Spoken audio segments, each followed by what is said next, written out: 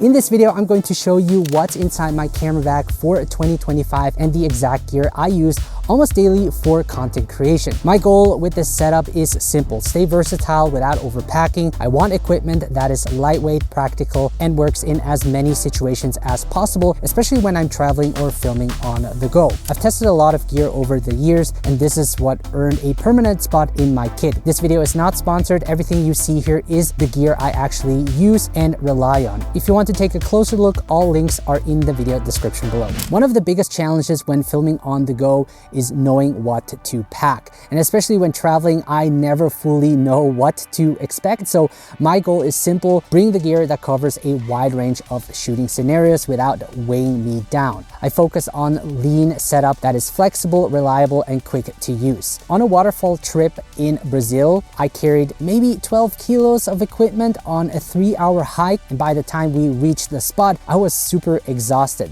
I can't talk like that. How it is to vlog and go up. Already out of breath. He's bringing a lot of stuff in here, you know. Don't do that. I talk a lot about mobile filmmaking, but carrying a whole bag with me.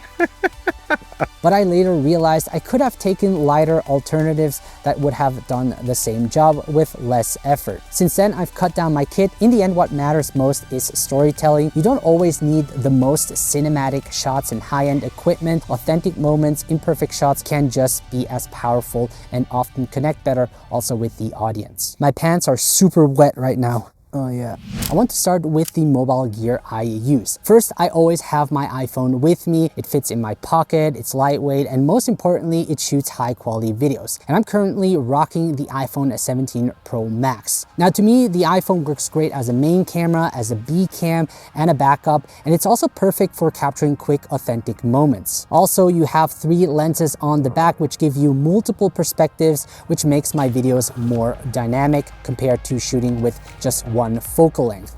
Helicopter, helicopter. For a more professional look, I film with the Blackmagic camera app. I usually record in Apple Log 2 because it gives me more flexibility in color grading and makes it easier to match footage with other cameras. It also reduces digital sharpness you often see in phone footage and creates a more natural image. I also use a case with a VND filter to get a natural motion blur and a more cinematic feel in my shots. Now, my favorite accessory is the hybrid filter kit from Freewell. You can swap out the plates over here, but most of the time I just use the ND32, which gives me up to 10 stops of light control. Now, this filter right here attaches magnetically to the case, which makes the setup quick and easy, and the whole kit fits neatly into the carrying case. Next, as for the mobile gimbal, I use the Insta360 Flow 2 Pro. The DJI OM8 comes very close and you cannot go wrong with either of them. The main reason I chose the Flow 2 Pro is the fast setup time and the free tilt mode, which makes it easy to create smooth crane-like shots. The Insta360 companion app also includes a built-in teleprompter, which is useful if you script your videos or prefer a more structured delivery. It also has a built-in power bank, allowing me to charge my phone while filming or when not in use. Now, you're probably wondering if I can use this gimbal with the case and VND. The answer is yes. The most important part is that you use the clamp and shift it as close as possible to the VND so the gimbal does not use unnecessary power and it's more well balanced. And you can see as I move the gimbal, it holds up really well and doesn't tip or lose its balance. I don't use a mobile gimbal all the time, but when vlogging with my iPhone 17 Pro Max, especially when I want to use the rear camera for the best image quality, its AI tracker keeps me centered in the frame, so I do not have to worry about being cut out. So this is how it looks like when vlogging with the iPhone 17 Pro Max using the Flow 2 Pro. I'm using the extension pole and I'm filming this in 4K 25 frames per second using the default camera app. I'm also filming with the ultra wide angle lens. This way I can fit more in the frame, and I also think it looks better when vlogging. Now you can see I'm walking, so the footage should look stable using this gimbal. I'm also using the DJI Mic Mini to record high quality audio. Since I can't see myself, I'm also using the AI tracker. This way it keeps me centered in the frame no matter where I move my head. You can see that it follows me, and this is great for filming yourself or for demonstration videos or behind the scenes. Even though the Flow 2 Pro has a built-in power bank, it doesn't offer fast charging. And this right here is a pocket-sized power bank by DJI Anker that offers fast charging with 5000 milliamp. And this is great if you want to fast charge any of your devices. What's really cool is that the USB-C is foldable so it doesn't stick out, and you can also press this button to see how much charge is left. I use this a lot when filming with my iPhone as it drains the battery quickly, and this extends the runtime. When recording audio, I use the DJI Mic Mini, which is my go-to wireless mic. In fact, I'm using it right now with my Sony ZV-E1 camera. Now, what's cool is that I can also use this mic with my iPhone and the Insta360 Flow 2 Pro mobile gimbal. And what I love about the DJI Mic Mini is the sound quality and how simple it is to use, basically plug and play, and the fact that I can use it with multiple cameras. Now, a tripod is one of the essential tools every creator should have because it lets you position your camera however you like. I'm also using it right now for this video. The main tripod I carry with me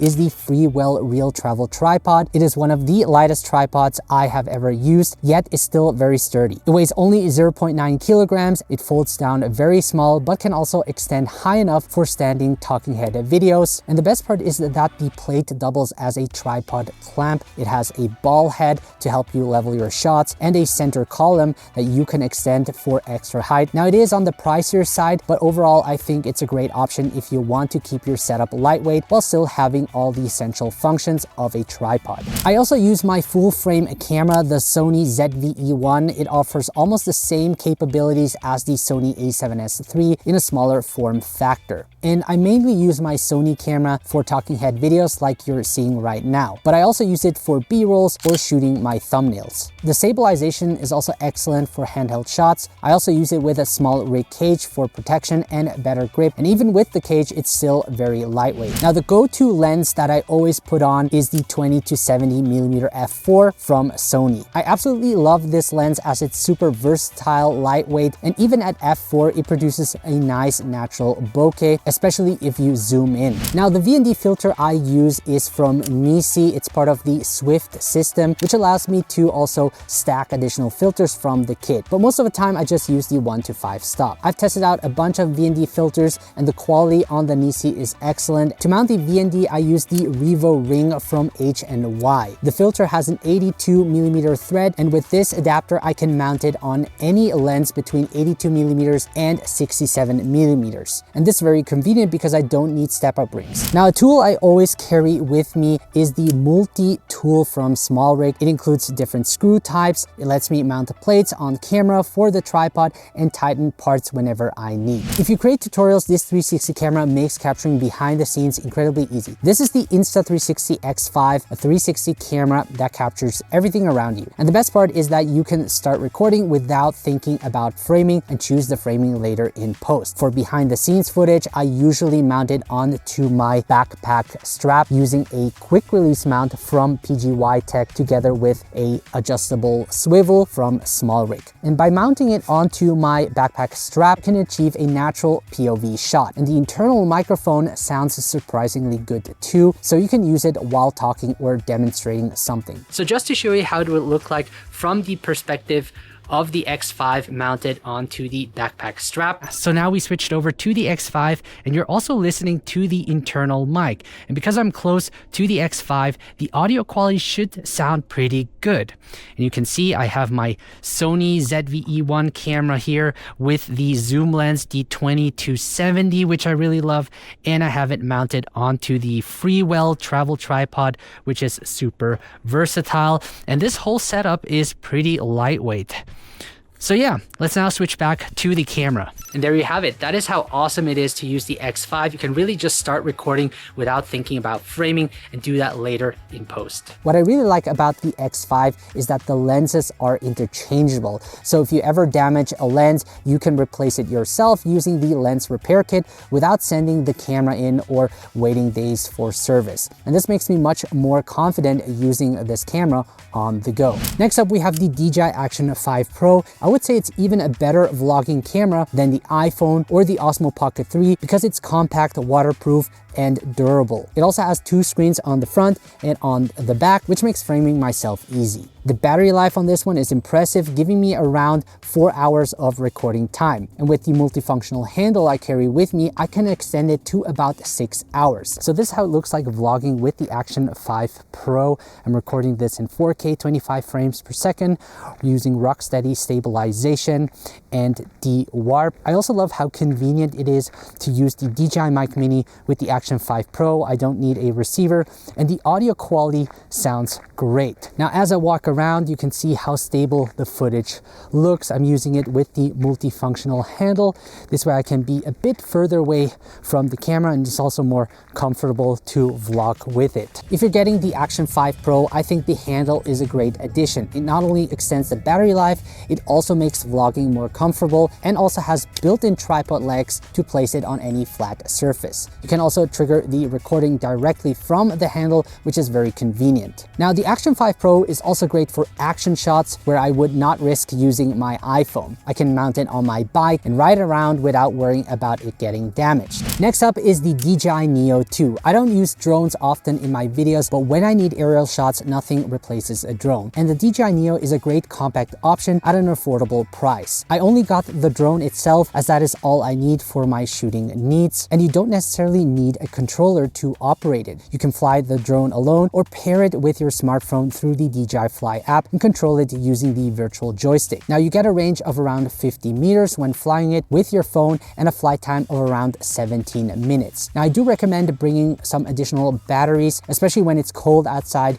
You won't get the full 17 minutes. It also shoots in 4K up to 60 frames per second, and the image quality looks great, especially compared to the original DJI Neo, which the image looked more processed. It's a little bit bigger than the DJI Neo, but it's still very portable. It records everything internally with 49 gigabytes of built-in storage, which is great since I do not need to think about inserting an SD card. It also includes quick shots modes where the drone can take off from your palm and performs automatic flight patterns. 3, 2, 1. Ooh.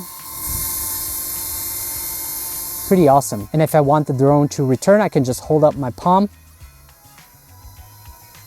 and it will fly to me and land on my palm. One of the most popular tracking mode is where the drone follows you automatically. Tracking doesn't only apply to humans, but you can also track objects. I like using the DJI Fly app for that, as it gives me a live preview so I can see exactly what I'm recording and also adjust how I want the drone to track me, such as the distance, angle, and altitude. You also do not have to worry about collision as it has multiple obstacle detection sensors. Also, if you're losing signal, it will return to the home point, which could happen especially if you control the drone with your phone, as you don't get that much range. And lastly, I'm using the backpack from Wandrd. This is the 31 liter, and they offer it in different colors, and I got mine in black. The 31 liter size is perfect for me, fitting all my camera gear and accessories while still leaving room for other items. The interior is spacious with a few adjustable dividers that let me customize the layout to fit my equipment. You also have 3 access points, one to the side, one from the top, and one from the back. I really like the adjustable roll top, which gives me quick access to personal items or for expanding storage when needed. It also has a water bottle pocket, or you can use it as a tripod holder. The bag is also water resistant, which is great for traveling. Before, I used the Love Pro Tactic 350 AV2 for years, and I really liked it. I also think it's a great alternative if you want something more affordable and highly functional. I chose this one mainly because I like the sleek, minimalistic design and overall look. So yeah, these are my essential tools that I use regularly to create content without needing a heavy or complicated setup. Everyone has their own preference, but hopefully this gave you a good idea of how you can use similar gear for your own projects and workflow. Now let me know which piece of gear you would add to your setup and why. If you have any other questions, feel free to ask below. Thank you so much for watching, guys. I'm gonna enjoy the rest of the day. Take care and see you the next time.